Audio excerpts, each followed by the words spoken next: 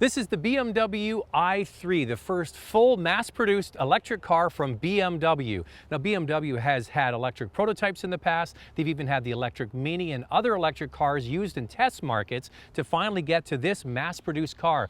Those other vehicles collected 21 million kilometers of driving to have input into what drivers actually do with electric cars. And they found out that the average consumer doesn't drive that far. So that's why the electric battery range in this car is 160 kilometers. Now, when you look at it, it definitely looks like a BMW, especially the kidney grille at the front, but it is a very avant-garde design. The outside dimensions are about the same as a BMW 1 Series, but it's inside with the height of the vehicle that you have the interior capacity of a 3 Series. And what makes this car unique is how it's put together. Now, what you have on the outside are these plastic panels, kind of what Saturn did with the exterior panels on their cars back in the 90s. They're lightweight, they can be easily replaced if you get into a fender bender. Underneath the structure of the car is an aluminum sort of chassis that houses the battery pack and also supports the electric motor or the range extender gasoline very small engine in there. Built on top of that is a carbon fiber cell that goes around the occupants, and all of this together really simplifies the manufacturing processes. Even though they're using advanced materials like carbon fiber, the actual process to put it together is simpler than a regular car. Now, the other thing that makes this car unique is the way that the doors open. You've got a kind of like a barnyard door or a suicide door here in the back. Now, it makes getting into the car quite easy, but it doesn't make it easy if you're trying to get kids in and out. For example, if you pull up to the curb and you want to let kids out at school, you kind of got to go around and open the door for them. So that is a bit of an inconvenience. But this car really is meant for an interurban situation, maybe as a second vehicle. It has up to 160 kilometer range and up to 300 kilometers if you get that small onboard generator. Now, my biggest complaint of electric cars is you pay a premium price, but you don't get a premium offering, especially on the inside. Now, of course, BMW is a premium brand, and the price for this car starts at $45,000, but you get your money's worth on the inside.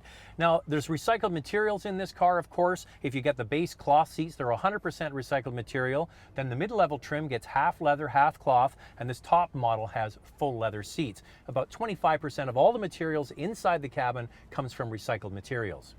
You notice right away that this is a very modern and fashion-forward dashboard, and that looks fantastic, especially the open pore wood, which is eucalyptus. I asked why they use eucalyptus wood, and they said it's abundant throughout Europe. It grows very quickly, and you don't have to put a lot of treatment on it to give it this matte finish. And as the car sits and it ages, the wood will age as well. I'm not sure what it's going to look like, but we'll have to wait and see. Now, every i3 comes with navigation. You need the navigation to work with your phone and to help you predict how far you can drive on your pure electric range. There is an upgraded navigation package, and that's what we have here with the very large floating screen in the center console. With the regular Navi, it's just a little bit smaller. Seating position, nice and high, great outward visibility, flat floor in the front, flat floor in the back, makes the cabin feel open and airy. Now, even though there are a lot of recycled materials in this car, there's one area where I think it looks maybe too much like recycled material. On the doors and the top of the dashboard, it looks like carpet underlay that's been compressed. I don't know, maybe they could have chosen something a little bit more upscale looking. Now, that and the suicide doors are my only two complaints, but other than that, you're paying an upscale price for an upscale brand and an upscale interior.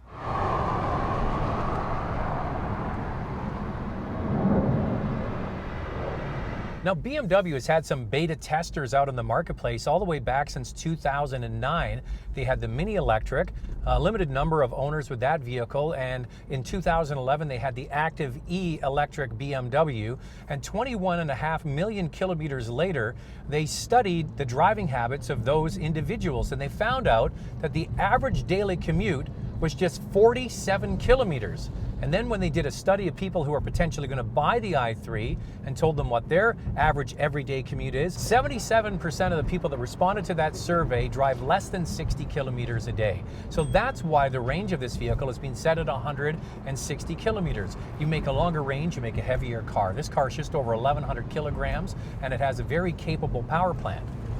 170 horsepower electric motor with 184 foot-pounds of torque. And torque is what you notice right away when you drive this vehicle. It takes off with a swish. You don't hear anything, but you feel that torque in the back of the seat, and it propels this small car to 100 kilometers an hour in just 7.2 seconds. That's pretty brisk. Now, On the braking side, when you lift your foot off, the car has quite aggressive regenerative braking. I'm not touching the brake at all, and I'm kind of on a busy street here, but I'm not going to go all the way down to 0. But the car will brake all the way down to 0 kilometers an hour and stop just by lifting your foot off the throttle. And I've come to find, driving around you know, the northern parts of Metro Toronto here today, that once you learn how aggressive it is, you can actually tailor your driving, and you barely ever use the brakes. I would think a brake job on this car would happen very, very infrequently. That's even less maintenance. Now, we only have this vehicle for one day here in Toronto near the BMW head office. And because we're doing a lot of filming today, we don't really get a chance to exercise this car too much in the corners. I can tell you one thing, the car comes equipped with very skinny tires. Even though the wheels can be big, the tires are skinny and they have a higher sidewall. The ride comfort is excellent. There's no noise in this car.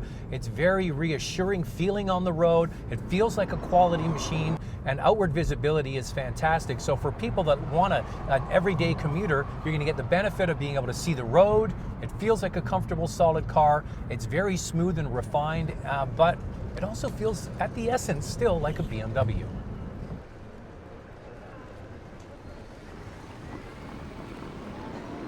I think one of the most attractive things about this car is the starting price. It starts at just under $45,000. There's additional packages, like the technology package is $2,500. You want the range extender, that's $4,000. You can add a significant interior amenities. Packages range from about $3,500 to $4,500. So you could get a fairly nicely equipped car for under 50 grand and drive away with full electric power, and the power is fantastic. The other thing about this vehicle that I like is it's a premium brand. You know, you're shopping for a Nissan Leaf, you're shopping for a Chevy Volt. Those are not premium brands. This has the BMW badge on the front. It's wonderful technology, and I think it's going to have excellent resale. But you know what? First impressions of the new i3, it's pretty impressive.